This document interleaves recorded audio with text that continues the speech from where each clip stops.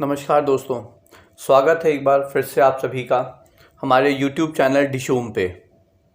दोस्तों, आज मैं आप सबको भारत के पड़ोसी देश श्रीलंका के बारे में बताऊंगा। ठीक है, तो चलिए आइए शुरू करते हैं अपनी ऐतिहासिक यात्रा श्रीलंका की। तो दोस्तों, श्रीलंका जिसका पुराना नाम सीलोन था, जिसकी कैपिटल कोलंबो है और जिसकी करेंसी श्रीलंका रुपीज़ है, एक बुद्धिस्ट नेशन है फ्रेंड्स। यहाँ मैं आपको बता दूं कि श्रीलंका की 75% पॉपुलेशन जो है दोस्तों वो सिंघलीज़ हैं, और उसके बाद जो दूसरा सबसे बड़ा एथनिक ग्रुप है वो तमिल्स का है। श्रीलंका को स्वतंत्रता मिली 1948 में दोस्तों, लेकिन उसे दर्जा दिया गया dominion of the British empire का, यानी कि जो श्रीलंका का symbolic head of the state हुआ करता था वो उस समय ब्रिटेन का मोनार्क हुआ करते थे। श्रीलंका के पहले इलेक्टेड प्राइम मिनिस्टर DS सेनानाइके थे, जिन्हें की राष्ट्रपिता का भी दर्जा प्राप्त हुआ। उन्होंने एक बहुत ही कंट्रोवर्शियल डिसीजन के अंतर्गत इंडियन तमिल्स के वोटिंग राइट्स को समाप्त कर दिया था फ्रेंड्स। 1952 में एक एक्सीडेंट में DS सेनानाइके की डेथ हो गई और उसके बाद उनके पुत्र और फिर उनके कज़िन प्राइम मिनिस्टर बने। 1956 के जनरल इलेक्शन में सोलोमन भंडारनाइके प्राइम मिनिस्टर बने और उन्होंने सिंगला फर्स्ट पॉलिसी को फॉलो किया।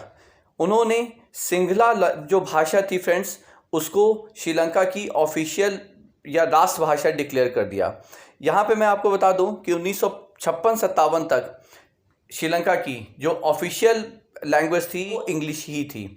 तो सोलोमन भंडारनाइके ने सिंगला भाषा को राष्ट्रभाषा का दर्जा दिया, लेकिन इससे क्या हुआ कि जो वहाँ तमिल्स थे वो नाराज़ हो गए और तमिल्स और सिंगलीज़ के बीच में एक सांप्रदायिक तनाव पैदा हो गया। मैं यहाँ पे आपको बता दूं कि सोलोमन भंडारनाइके को एक बहुत बड़ा क्रेडिट जाता है।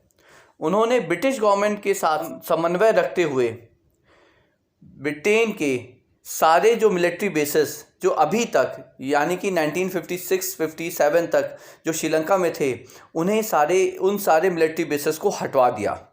1959 में सोलोमन भंडारनाइके की हत्या कर दी गई और तब उनकी पत्नी श्रीमाओ भंडारनाइके प्रधानमंत्री बनी। यहाँ पे ये जानना बहुत इम्पॉर्टेंट है फ्रेंड्स कि विश्व में वो पहली महिला प्रधानमंत्री बनी। She was the first ever women prime minister in the world. 1960 के इलेक्शन में वो वापस से प्रधानमंत्री इलेक्ट हुई और फिर उनका दूसरा टर्म शुरू हुआ 1970 में। अपने दूसरे टर्म में श्रीमाओ भंडारनाइके को एक राष्ट्रव्यापी हिंसक आंदोलन से जूझना पड़ा। एक अल्ट्रा लेफ्टिस्ट स्टूडेंट ऑर्गेनाइजेशन था जिसका नाम था दोस्तों JVP, मतलब जनता विमुक्ति पेरामुना।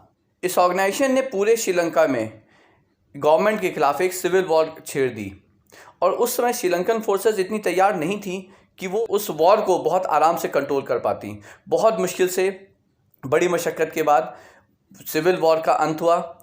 बहुत सारे JVP के लीडर्स पकड़े गए, कुछ मारे गए और बहुत सारे श्रीलंका छोड़ के भाग गए। इस विद्रोह के बाद लगातार 1971 से 77 तक श्रीलंका में इमरजेंसी रूल लगा रहा और श्रीमाओ भंडारनाइके श्रीलंका की गवर्नमेंट को चलाती रहीं।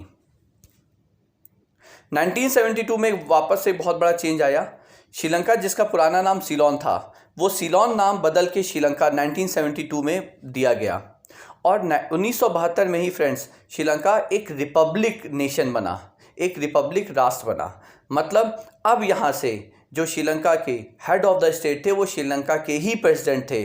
अभी तक 1972 से पहले तक जो ब्रिटेन के मोनार्क थे वो वहाँ के symbolic head of the state हुआ करते थे, लेकिन रिपब्लिक बनने के बाद से दोस्तों अब यहाँ से श्रीलंका के ही प्रेसिडेंट श्रीलंका के हेड ऑफ द स्टेट होने लगे। 1978 में श्रीलंका के संविधान में एक बहुत बड़ा बदलाव किया गया। बदलाव ये था कि 1978 तक जो श्रीलंका का पॉलिटिकल सिस्टम था वो ब्रिटेन की तरह एक पार्लियामेंट्री सिस्टम था, जहां पे प्राइम मिनिस्टर ही एग्जीक्यूटिव हेड हुआ करता था या हेड ऑफ द गवर्नमेंट हुआ करता था। लेकिन अब से ये सिस्टम बदल के फ्रांस की तरह प्रेसिडेंशियल सिस्टम में बदल दिया गया, यानी कि 1978 के बाद से अब वहाँ पे श्रीलंका में president he head of the state और हेड ऑफ द गवर्नमेंट होने लगा, यानी कि एग्जीक्यूटिव प्रेसिडेंसी की शुरुआत हुई। और ये भी तय किया गया कि प्रेसिडेंट का जो टर्म रहेगा वो 6 साल का रहेगा और कोई भी व्यक्ति सिर्फ और सिर्फ 2 ही टर्म प्रेसिडेंट रह सकता होगा। इसके बाद जयवर्धने पहले श्रीलंका के एग्जीक्यूटिव प्रेसिडेंट बने और वो 1989 तक प्रेसिडेंट रहे। तो फ्रेंड्स, अब यहाँ से श्रीलंका के पॉलिटिकल सिस्टम में एक बहुत बड़ा बदलाव आता है। एलटीटी एक बहुत बड़ी ऑर्गेनाइजेशन, एक बहुत बड़ी फोर्स बन के उभर चुकी होती है और इंडियन पीस कीपिंग फोर्सेस यानी कि IPKF श्रीलंका पहुँच चुकी होती हैं। आगे की हिस्ट्री जानने के लिए आप इस वीडियो का पार्ट 2 देखें, जो कि आपको एंड स्क्रीन पे मिल जाएगा। अगर ये वीडियो पसंद आया है फ्रेंड्स, तो आप इसे डेफिनेटली शेयर करें। तो चलिए, बेस्ट विशेस के साथ I will take your leave. Bye bye.